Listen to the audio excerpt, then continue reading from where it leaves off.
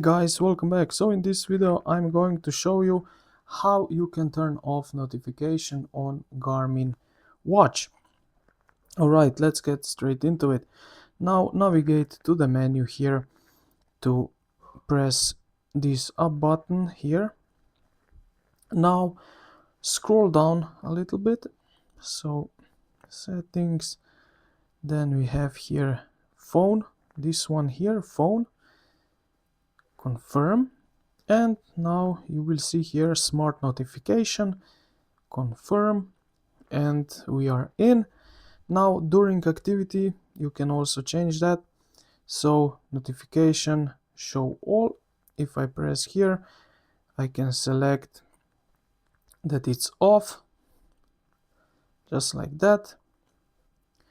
Or show calls only, show calls and text. Now we can also have option not during activity. It's the same way. So notification show all, and then we can off and so on. We can also have sounds here, just like that. And this is basically it.